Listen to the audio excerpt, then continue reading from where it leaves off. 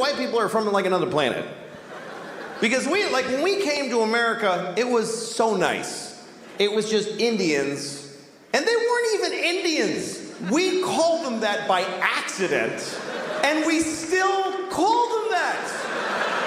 Like we knew in a month that it wasn't Indians, but we just don't give a shit.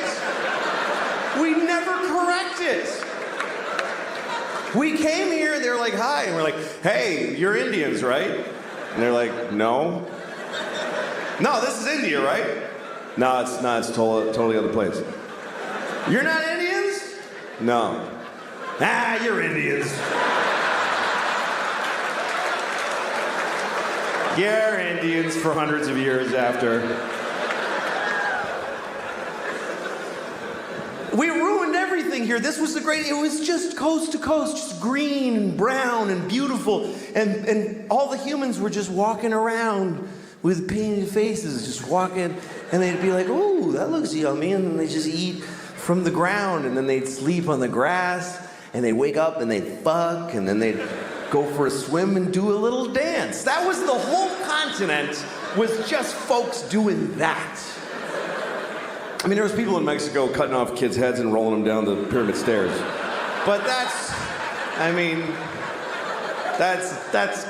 always going on. What are you gonna, you can't, yes, you can't do a whole lot about that. Talk about their mothers. I was watching a football game one time, and this guy scored a bunch of shit, whatever, and they were excited. So they asked him about it afterwards, and the football player said, my mom died last year, but I know she was watching my game from heaven tonight. And I wanted to be there to say, leave your mother alone. How dare you? She's dead. I mean, when are you done with your fucking kids? When are you finished with your fucking kids? Even after you're dead, you still have to go to their fucking games and shit?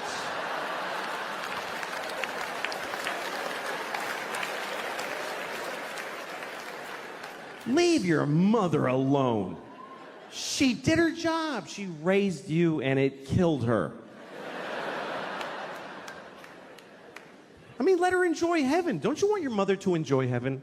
Isn't that what you want your mom to be, just in heaven? Whee! This poor woman, the angels are like, we're having an angel party. You want to come with us?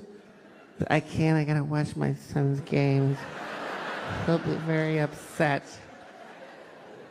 Okay, good. He can't fucking hear me. When people die, it means they did their jobs, and you should forget them. That's what I think.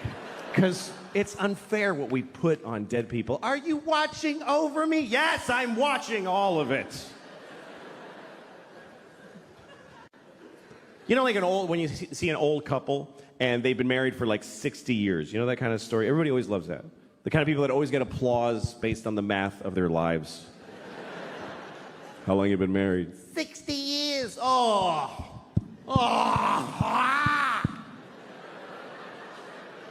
Isn't that automatically wonderful? How do you know? You just know how long it's been. For 60 years, every morning he tells me I'm a piece of shit.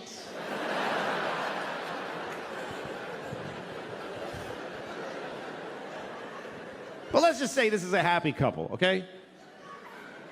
They love each other. They've been married for 60 years. That's longer than most people really want to be alive, and they've been together that long. And now they're just an old couple, and they just walk together. You know when you see two people? And it's kind of lovely. They don't need anybody else. It's just the two of them. This is both of them. They just walk. They always walk somewhere nobody walks there. It's trash.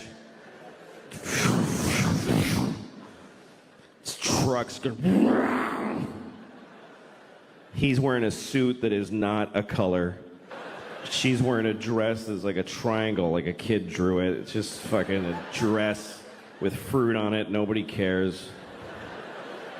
And they just walk every day. It's cold. Yeah, it's cold. You want to go to the store and get a cracker? Yeah, let's get a cracker at the store. Yeah, buy a cracker.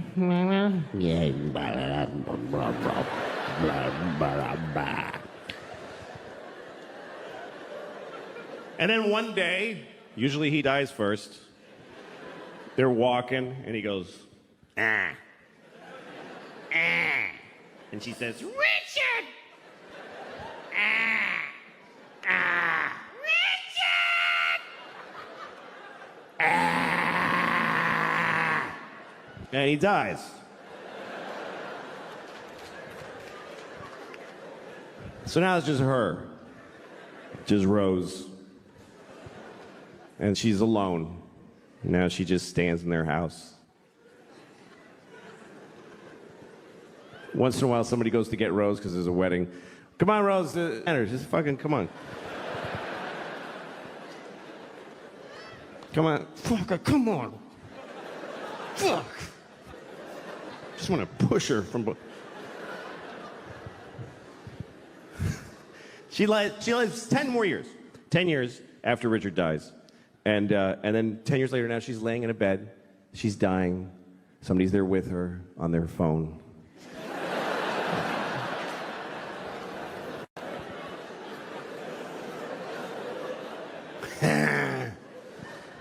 So Rose is dying, and she says, well, at least now I get to be with my Richard forever. Where'd she get that idea? Where did that come from? I've looked it up. No religion teaches that when you die, you get to ruin heaven for your dead spouse. Why is that fair? Who gets... Richard's been dead for 10 years. He's been in heaven for 10 years. And somebody comes up to him, hey, your wife is coming.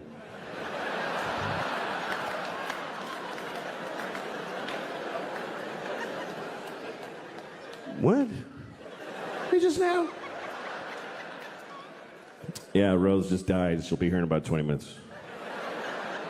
They just gotta hose her down and tape the wings on. And then you're gonna be together forever. Wait a minute. Fuck. You said this was heaven. Why is this... I have a girlfriend here now. I don't want to fucking... She's the love of your life. She's not the love of my death, motherfucker.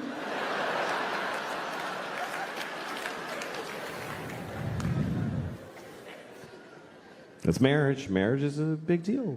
Marriage is a big deal. I went to a wedding the other day. I went to a gay wedding. I've been to a lot of gay weddings, which is not true. It's not true at all, but I did go to one. But I don't go to weddings generally because I don't like them. I hate it. Don't invite me, really. I think it's rude to invite people to your wedding. I really do. Nobody's happy to get that shit. You make it all pretty, and they're like, oh, fuck! This is gonna suck! Here's a helpful list of places to stay. Oh, great. I get to live in a La Quinta in Reading, Pennsylvania for 3 days because you want to get married for a couple of years. Nobody wants to watch you start your shitty thing. Nobody wants to see it. Everybody's in a shitty thing. That's what it is. That's what it is to be with somebody. You're either alone or you're in a shitty thing. That covers 100% of human beings. I know I can see there's young couples here and you're like, no, we're in a good one. It's really good. Yeah, fuck you. Who do you think you are? It just didn't get so arrogant. Yeah, I think we figured it out. No, yeah, you're the first ones. Of course it's gonna get shitty. That's part of it. It's like going to a horror movie, and in the first minute, you're like, I think they're all gonna be fine. No, they're all gonna die, and you're gonna hate the person you love right now. It's the way it works. Love plus time minus distance equals hate. That's just the way it goes. I'm not saying don't do it. You should do it. It's the best thing. It's the best part of life, love is. But don't be greedy and expect it to last. Don't be amazed that a butterfly died because you shot it in the face. Just fall in love, make a fucking mess. It goes shitty, you don't realize it till too late, and then you cry a lot and move on. It's the best part of life. It is. I've always loved love. I've always loved, this has always been my favorite part of life, is meeting somebody and going, oh shit, that person. That's the best feeling. Now, why the fuck would that just, oh yeah, for years, for our whole lives, just, oh yeah. That's insane to expect that. And then it rots and dies. It's just the way it goes.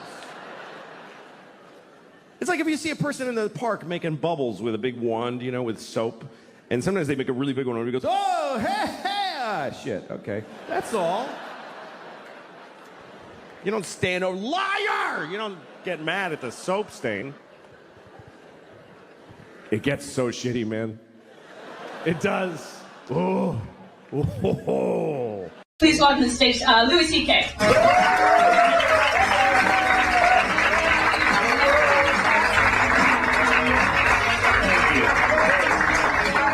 Thank you, everybody. Yeah.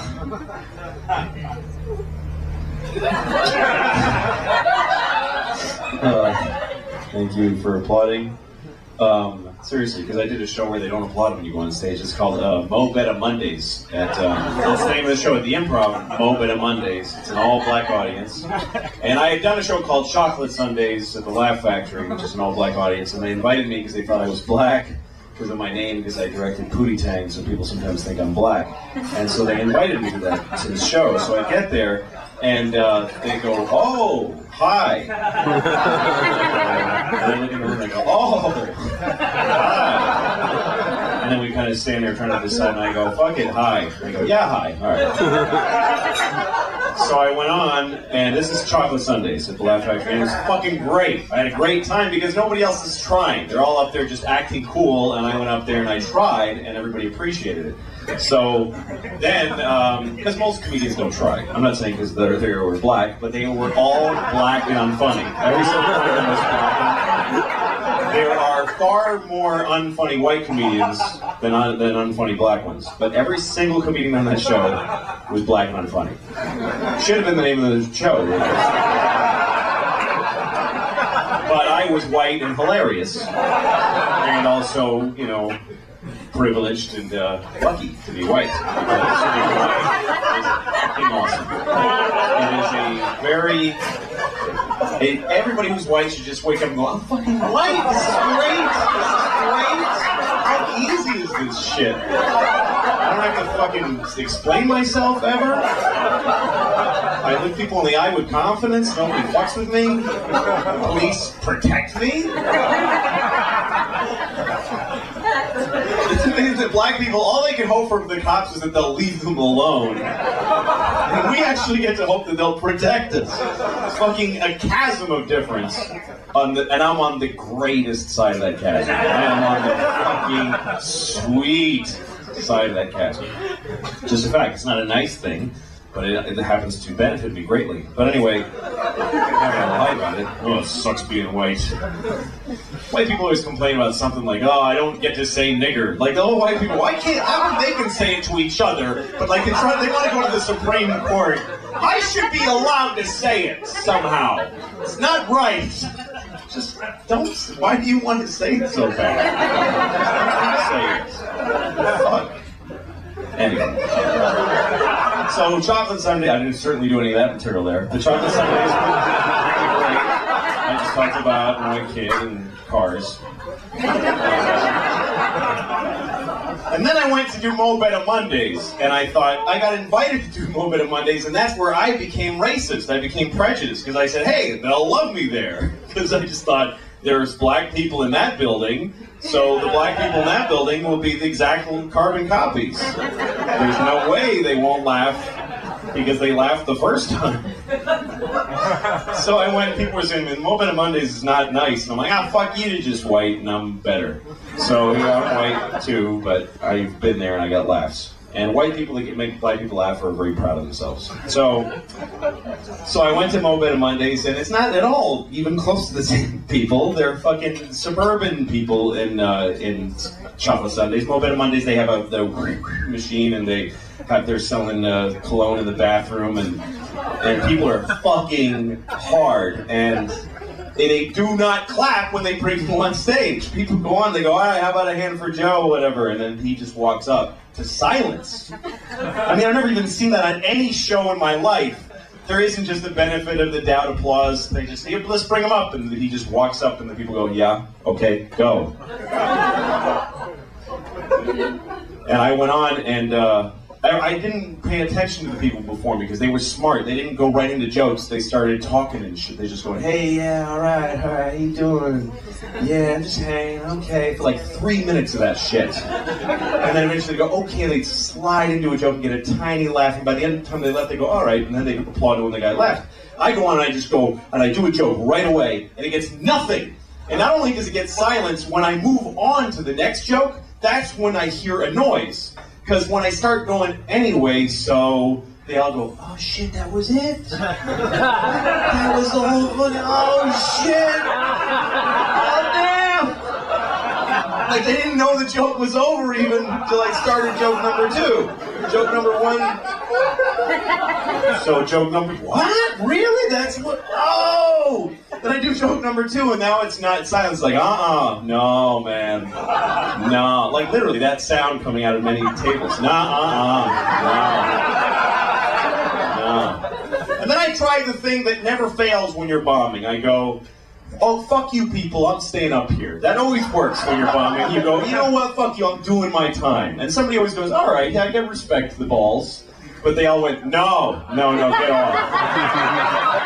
One guy said that, just real serious, no, get off. Get off now. And I was like, yeah, okay. I did like a minute total. And, fuck, that hurt so bad, man. And I was in the car afterwards just like, oh, Jesus Christ. I didn't mean to tell that whole story. It's just that when you applauded when I came up here, I felt, oh, that's nice, that helps. That's it. Sorry. It's too long. Anyway, but it's nice to see you all here, and it's kind of funny to see you all because I fucked all of your mothers. Just so it's a coincidence, kind of. All of your mothers. That's what I was going to open with.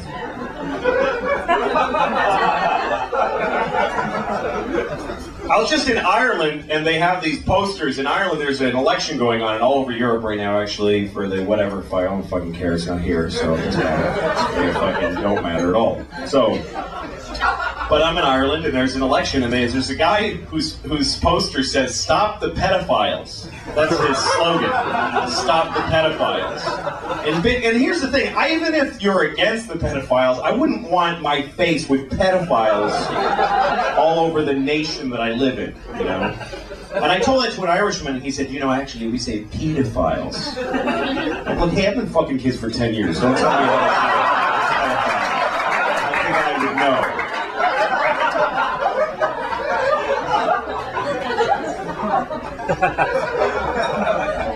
I speak with some authority when you say pedophiles.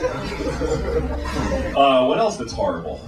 I've just been having horrible thoughts.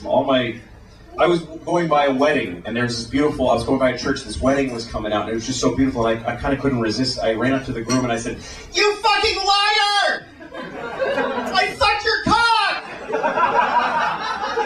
You said we were going to Massachusetts!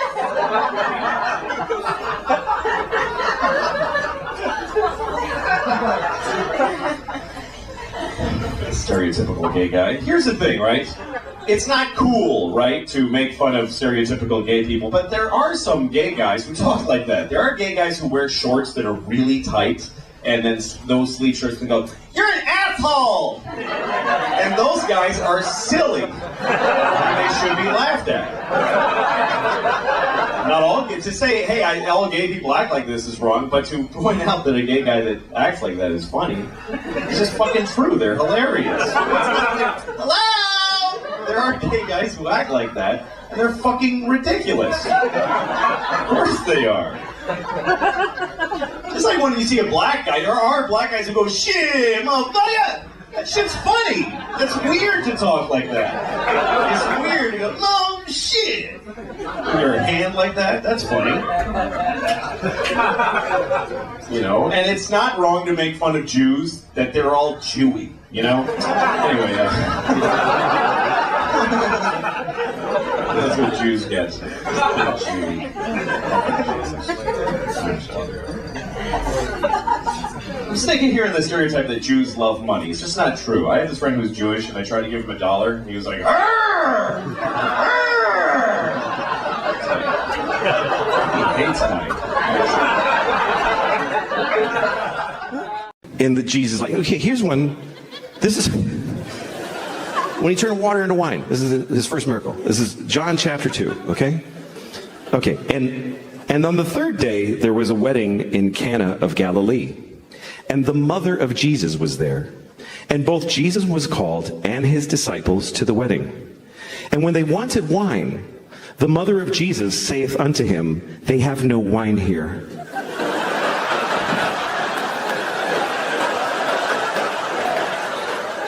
And Jesus saith unto her, woman, what have I to do with thee?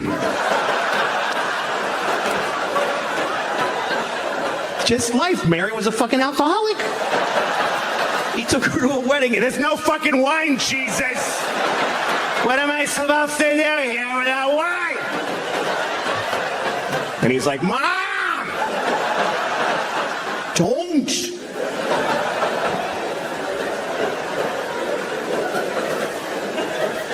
Anyway, you know the rest of the story is that Jesus, he's at the wedding, they had no wine. So Jesus went to the guy running the wedding and he was like, look in the water barrel.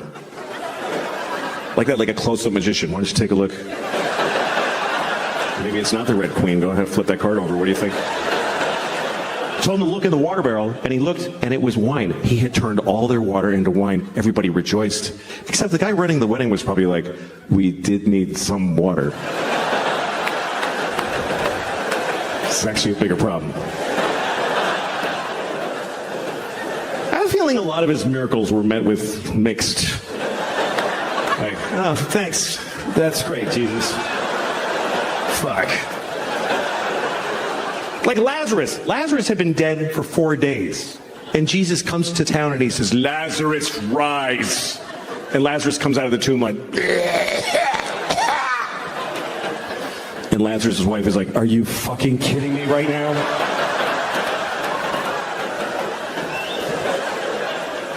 But so here's a story that I want to read to you.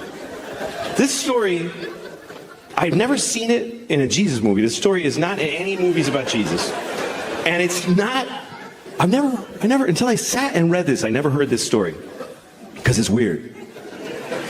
This is... All right, what happened on the plane? Well, flight attendants. You're going to want to kill the kid and the parents. Massachusetts couple. Think Air Tran Airways went overboard by treating their crying 3-year-old daughter in much the same way.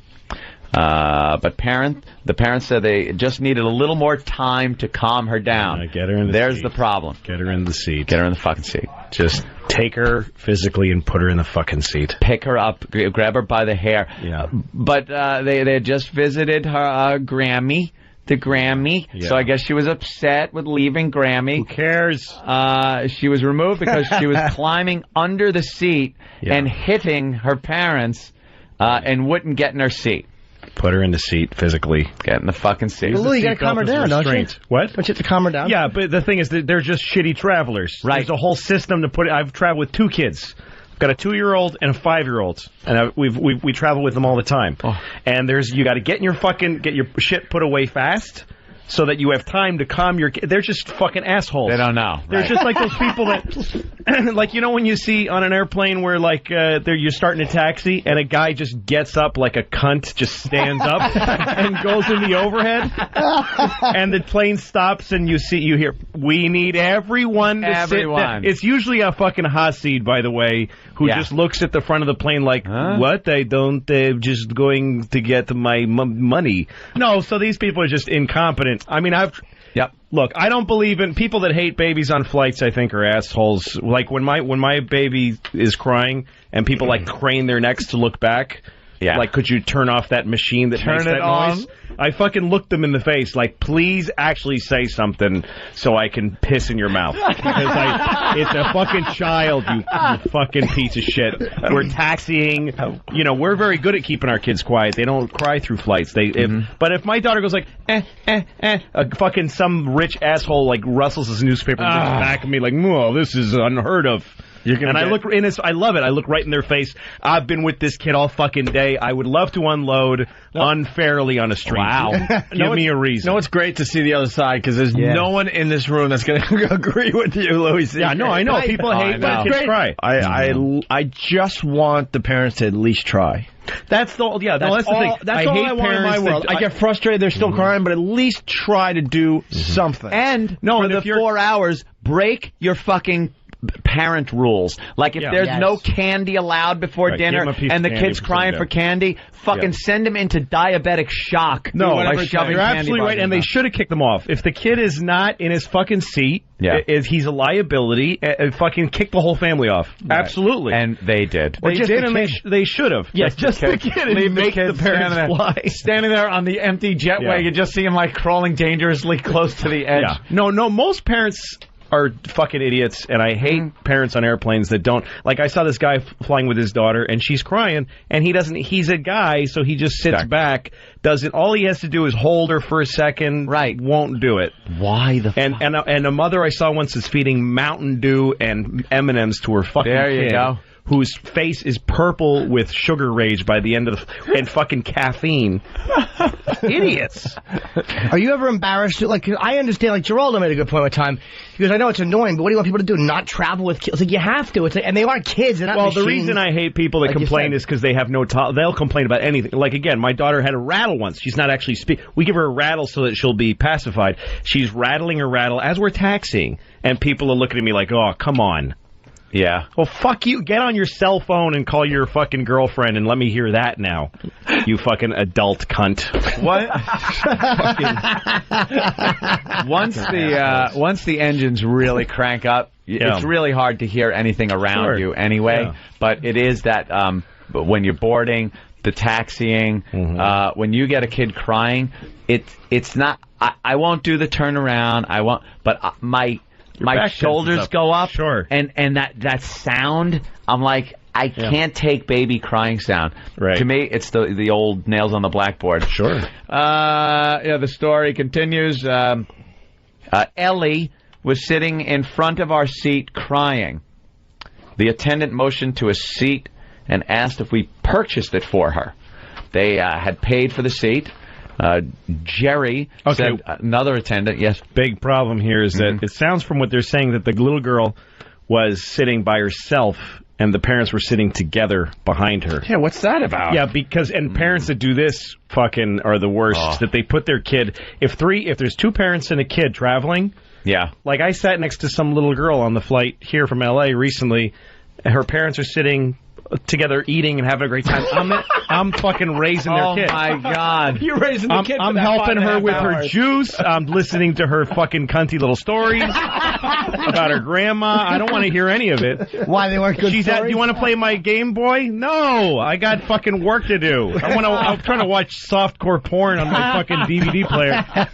And mom and dad are canoodling. Or they're having a great time on the other seat having fucking margaritas and shit. Another cocktail here, please. Yeah. No, they're that's why she's crawling under the seat to get to her parents. Because they're not sitting with her. It should have been the mom and the kid, or the dad and the kid, and then the one parent. And the reason I'll tell you why that didn't happen is because the parents fought. I'm not sitting with her. No, I fucking sat with her on the way to grandma's. Oh, well, let's just make that stranger sit with them. Louis CK. Yeah, let's let him act. Yeah, fucking assholes. Do you want to say they should have been thrown off the plane while it was in flight. They should have been thrown off from 30,000 feet. Goldfinger right through the window. You're the type that would say something, though. You want to say something to the parents sometimes? I would. No, if they were there, I would. Especially if there was a problem and it was holding up the plane.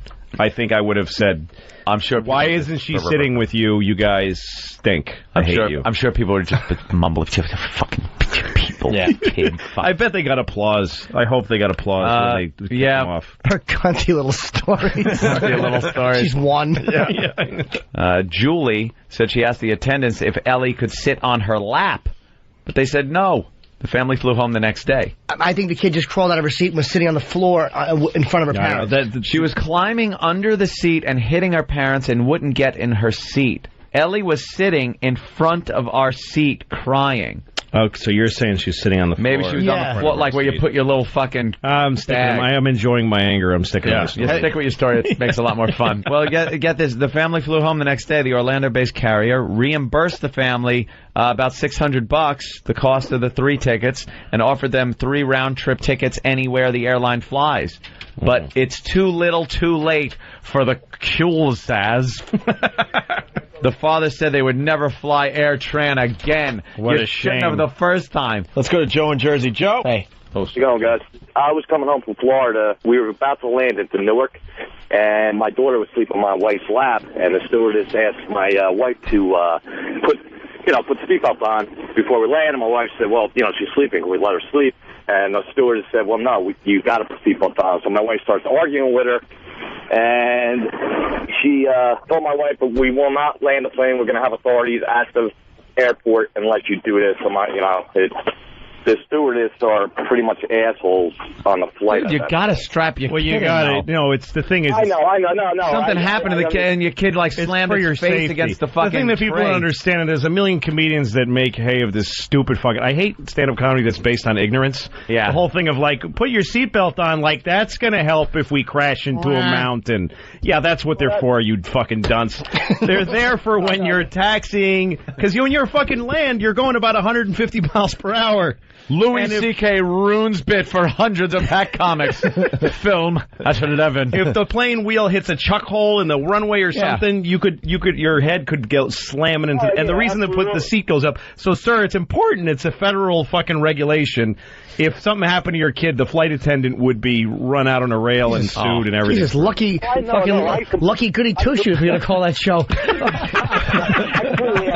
My chip a tooth. They got to make the rules so basic they can't say. Because she's basically caring for a fucking 200 children. Everybody on a plane is a child. And if she had to go, make these Solomon, rulings for every single... You opened it after the de-icing, however and it would just go to hell. You are an idiot. You are okay. You're fucking mongoloid. I know what it's like to fly with kids, but you just have to work within the system that there's, it's understandable. And the bottom line is this. I'm sorry. No, just let me make a point, sir. If they fucking hit some bumps and you fall and break your fucking nose, you're going to sue the airline. And you're going to...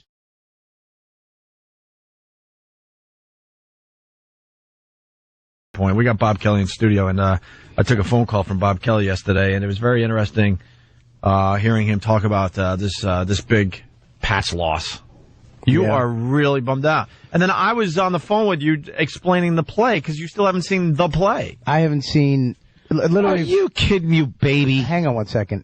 All right, Anthony. You mean the one where like watching a beheading video?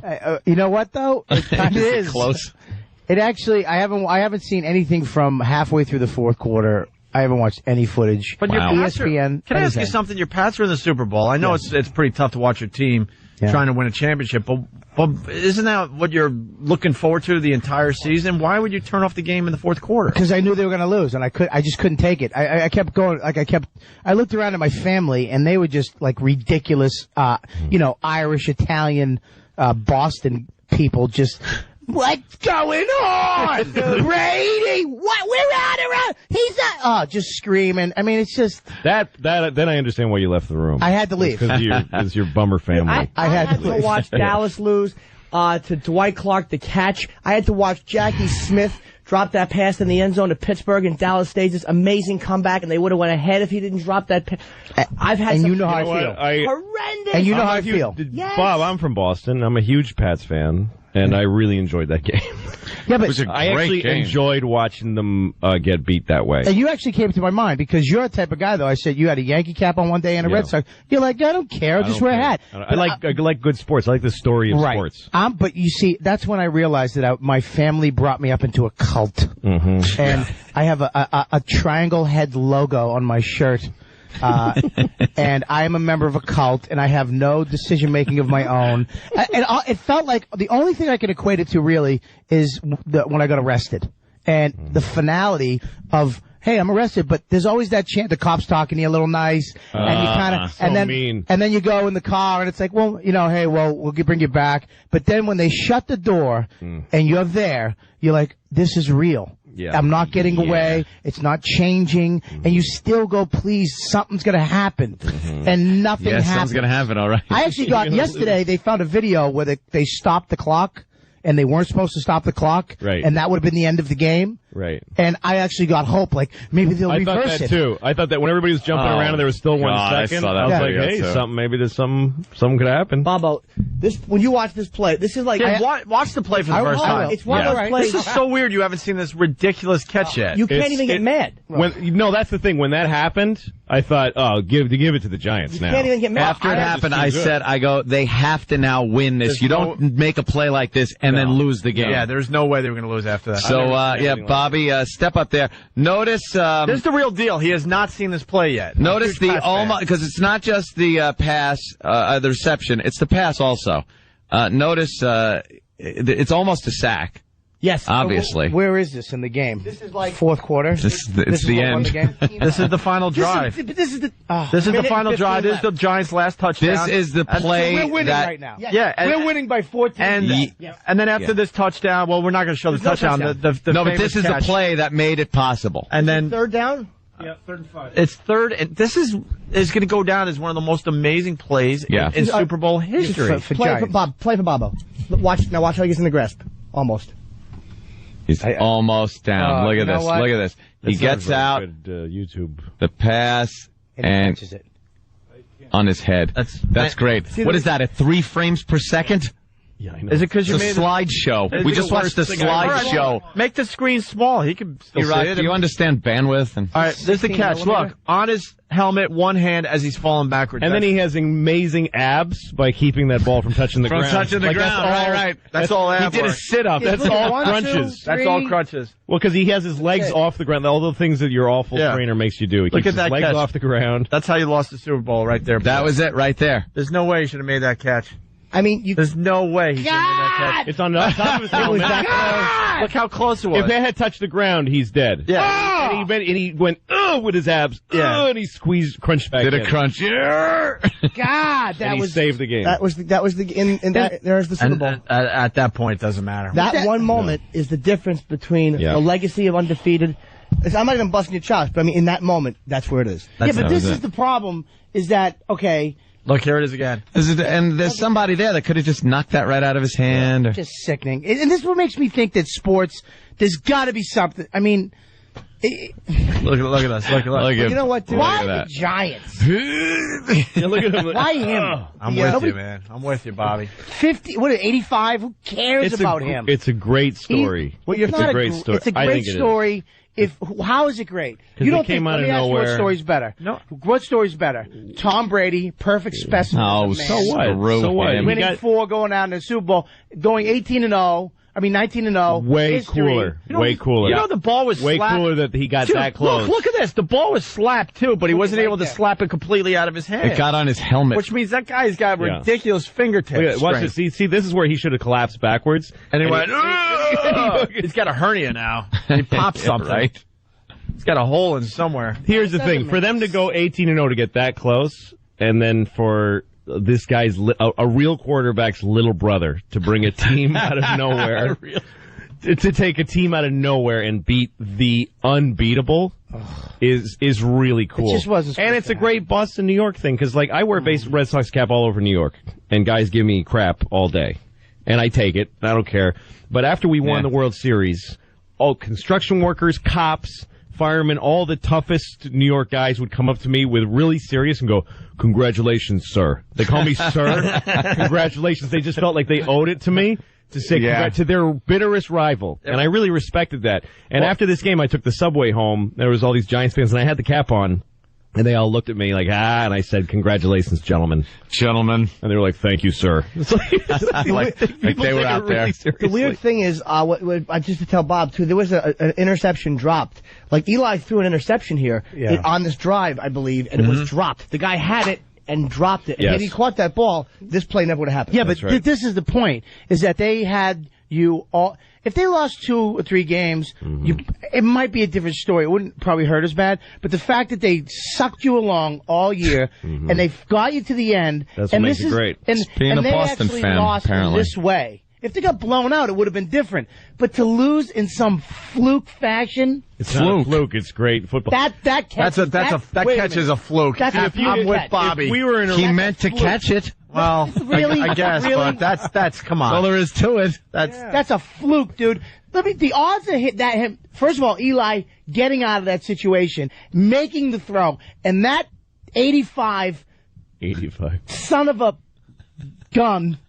Yeah, you can say son of a bitch. No, but that's all Made that catch, dude. athletic greatness. That is not a. Yeah. To have the timing with your hands Are you out of your mind? to Right, catch dude. the ball when you can't Watch see Eli it get out on of the your grass. head. Right. Watch Eli get out of the To grass. hold Okay. on to it and to that's a not touchdown. and to know that you need to keep your abs tight to keep the ball from touching the ground. That guy's name is David Tyree, by That's the way. Can I say crazy David amount. Tyree? First of all, the guy went to slap it out of his hand. If he wasn't underneath him and he fell on the ground, guaranteed his ab muscles wouldn't work and that ball would have flown out of that's his true, hand. and I think they should give the Patriots the win That's what I'm saying. based on what you're saying. That's what I'm saying. We should go give the back Patriots and the win. review this. And it would have been easier if your Pats were what, like, I don't know, Lost the game. 14-4 for the year or 14 something. Dude, 14 Then it wouldn't have and 4. hurt as much. But And that's the thing too, is that they've always been the underdog. They've always if we been were Rocky. if it we were, can't be 14-4, 14-5. They've always been Someone's gonna Rocky. call us out on that. And you know what? It's almost good because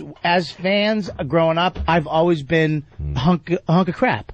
I've always, we're going to lose. And it almost makes you feel better when you win or when you lose. You can deal with it. Yeah. But for the from 2000 on, we're winners now. we've been winners. And this is what Yankee fans must have felt like in 2004. Yes. Which New York beat us. Is They beat us. devastating. Yes. By the way, you were never a winner. No. They were. The New England Patriots. You're not a member of the. You're not actually on the team. I Yeah, do but I want to had point the that shirt out. Yeah, but they did congratulate I had the you, shirt on. Louis, like you were on the team. That's true. When you were telling your little Well, story. I am on the team. I was going to ask you. I think I could take more credit than Bob. I was going to ask you what your average was for the World Series in 2004. Oh yeah, we got it. I have 2 kids. I try to be a better person around my kids. I really do. I try to change my behavior around them. Like, I have rules in my house. They all apply to me. Like, I have a rule that I don't curse around my kids. It's a rule. It does happen. You know, sometimes you have a stressful moment, you're with your kids, so you say something by mistake. Like, one time I was making dinner for my kids, and I gave my daughter a bowl of soup, and I said, here's your fucking soup. But, you can see how that was a tough situation.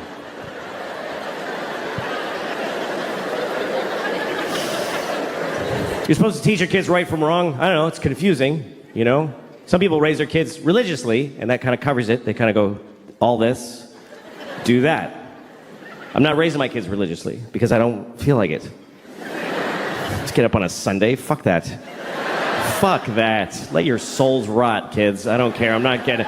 Daddy, who's Jesus? None of your business. Go back to bed.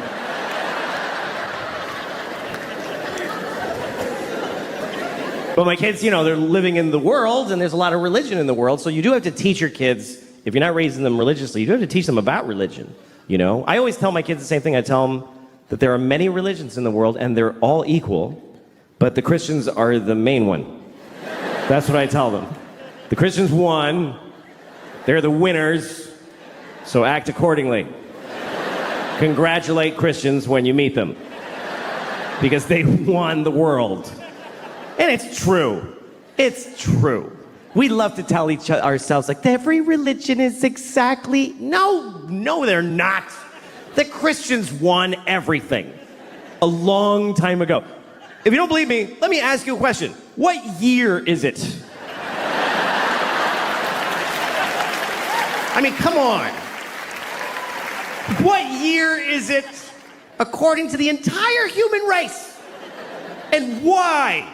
What year is it? Anybody, sir, just yell out the year. Thank you. 2016. No, it's 20. That's right.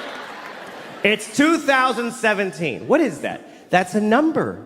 It's not just any number. It must be a very important number because we're counting to it in unison as a species. For thousands of years, we've been going 1, 2, 3. Come on, everybody, 4. And now, come on, Africa, 5, 6. What is this number? We're counting the days. Since what? Since there was ever people? Or since the sun did something? Not at all. It's been 2017 years since what? Anybody, yell it out. Yes, Christ! Christ! That's right. It's been 2017 years since Christ Jesus. We are counting the days since Jesus together. Which makes sense if you're Christian, but what the fuck are the rest of us doing? Jesus was here, Jesus was here, Jesus was here. Everybody, scientists, historians, Jesus, Jesus. Jesus plus 2, Jesus plus 3, Jesus plus 4. Jesus plus 2017 years, 4 months, and 3 days is when your license expires.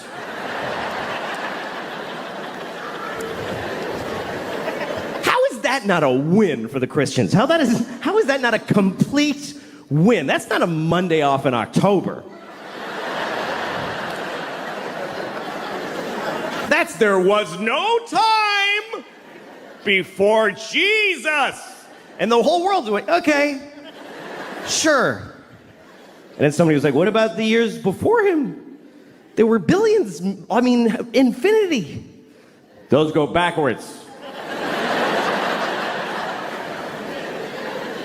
You want us to measure most of history backwards? To accommodate one religion? Uh-huh. All right, we'll do it, it's fine. We'll do it. The whole world. You ever watch New Year's Eve around the world? They always show you like how every country celebrates. It's kind of cool. There's one little island. It's the first place that's actually the place that it's the year. It's a little island in the Pacific. I forget what it's called, but the people, they do a little ceremony for New Year's Eve every year, and they just wear grass because they don't even have sticks yet. They're in the grass age.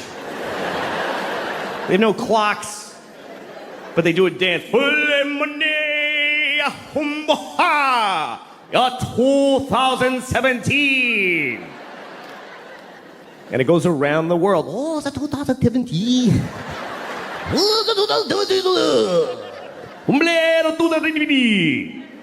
Death to all Christians in 2017.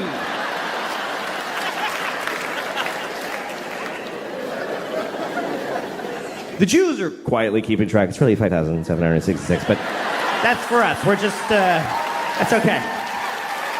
We're just keeping track for when you snap out of it. It's all right. I'll write yours on my check. I don't want a problem. What about Chinese New Year? Yeah, what about Chinese New Year? All right. Next time you're doing your taxes, just write monkey where the year goes. Just put monkey. See what happens to your funds. No, it's 2017, year of our Lord. Jesus-y, a clock on the nose. And they made it up. That's the weirdest part, is they got to rename years that had already taken place. Because you know that's not what those years were. You know that, right? That the year 3 wasn't the year 3 during the year 3. Nobody was walking around back then. Hey, what year is it? It's 3.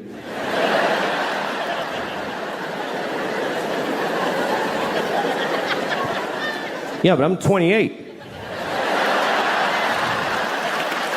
How can I be 28? There's only been 3.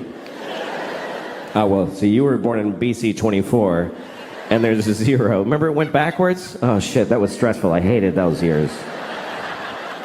What was that like? What year is it? 10. What year is it now? 9. The fuck is gonna happen?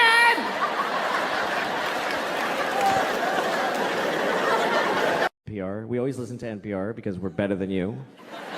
And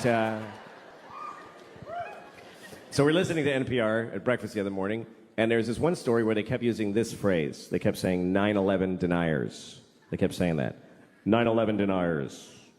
And my daughter was like, what is that? And I said, well, it's a group of people that think September 11th was a conspiracy. And she said, oh, I thought they were saying 9/11 deniers.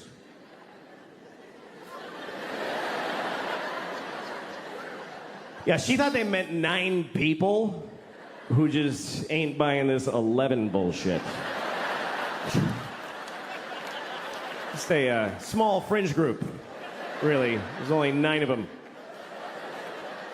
But they still got on NPR, they got on the radio because they're dedicated. They protest every day. They're the 9/11 deniers.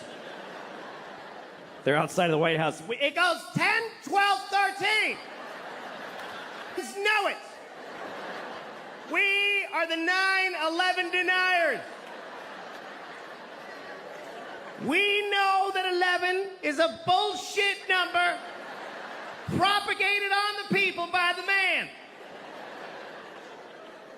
Why do we have 11 when we have 13 and 14 and 15 and 16, 17, motherfucking 18 and 19, but we do not have a 1 team? What happened to 1 team? The government took 1 team and replaced it with some bullshit called 11. We are the 9 that deny that shit. Mr. President, give us back 1 team.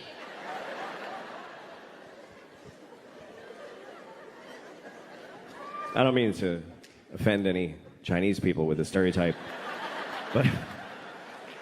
That's right, I'm Chinese, motherfuckers. I lived in Shanghai. I'm Chinese and then a motherfucker. My chopsticks and whatnot. Ha! All right. I'm sorry. Here's the thing. Stereotypes are harmful.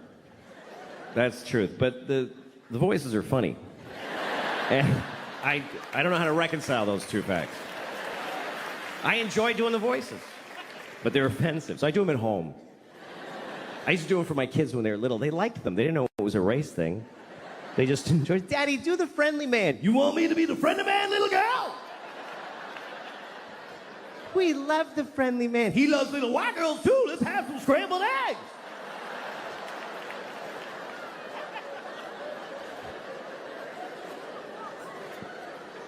And then I grew up and I was like, don't talk about the friendly man. Maybe don't talk to your teachers about them.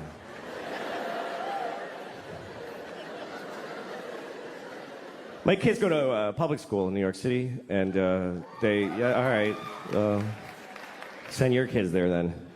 Teach them that's what life is like. The teachers amaze me because I don't know. This is the worst. Here's the worst thing about this country to me is that there's no more noble profession than to be a public school teacher. It's easily. Please don't. You're not gonna like it. You're not gonna like where it's going. I don't recommend clapping at any things. You'll regret it at the end of the thing. In a democracy, there's no more noble contribution you can make than to teach in a public school. And in this country, the people that do that, they're fucking losers. They're just rock bottom fucking losers. And everybody knows it, but they keep doing it. New people are teaching every day, knowing how shitty it is. They show up, they tell them ahead of time, hi, what is this job? And they say, okay, here's what we need you to do. We need you to make children know math. Wow. Do they want to know math? No, they don't want to know it. You need to make them know it against their will while they're exploding sexually and Who are these children? Just whatever kids live near the building.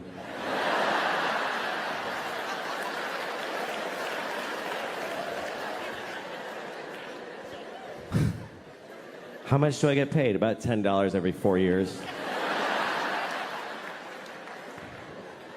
What if I get really good at it? What happens? Nothing. Nothing happens. Nobody notices, and you get fired, and you die alone. Okay, I'll try it for 25 years. My daughter's learning about Greek mythology, and she was asking me questions about it. She was like, Daddy, who's Achilles' mother? I said, I don't fucking know. Don't ask me that shit. I don't know who Achilles' mother is. Don't yell it out if you know it, please. It's Camp Amputees. Nobody cares what you know.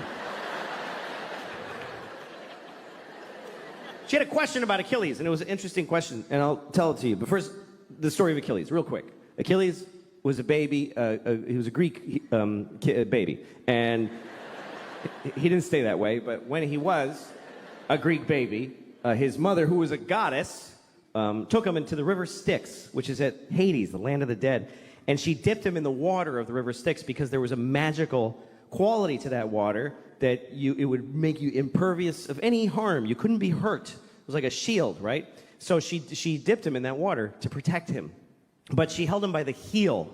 That's the important detail. Held him by the heel, which is an awkward way to hold a baby. By the heel. Try holding a baby by the heel and dipping it in a river. You will never see that baby again. I lost the baby in the water. I was trying to wash him and he fell in the river. I'm sorry, Mr. Achilles, I lost your baby. You told me to hold him by the heel. He's asleep. Achilles' mother's Mexican nanny. It's a lesser-known character in the Iliad. Anyway, his mother, she was able to hold on, of course, because she was a goddess. She was the goddess of grip or whatever, I don't know. And she held on, and then he was protected, except on his heel. His heel was not protected. And so that's what we call your Achilles heel, your one vulnerable place. Everybody's got their Achilles heel. Achilles' Achilles heel was his heel. Like literally.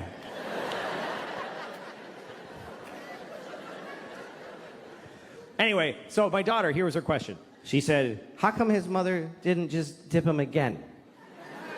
She could have just dipped him one more time with the other leg in there. Did she just like you're like a sign that says one dip per goddess? Did you ever color an Easter egg? It's not that complicated. You dip it, and then you hold it differently and dip it again. Smart kid. I was proud of her. But at the same time, I thought, who the fuck are you to judge this woman? It bothered me. Because here's what the story of Achilles teaches me, is that if you're a parent, it's never enough what you do for these motherfuckers. It's just never enough. It's still gonna be your fault. How much more do you want from a mother? She dipped her kid in magic water and protected 99% of his body. Is any of it up to him? He could have just wore a big shoe and be careful. But he goes out in sandals, fucking flip-flops, and a sword and fights the whole planet. I'm Achilles because my mother dipped me. Finally, somebody got him in the heel, and he's like, Mom! Thanks a lot, Mom!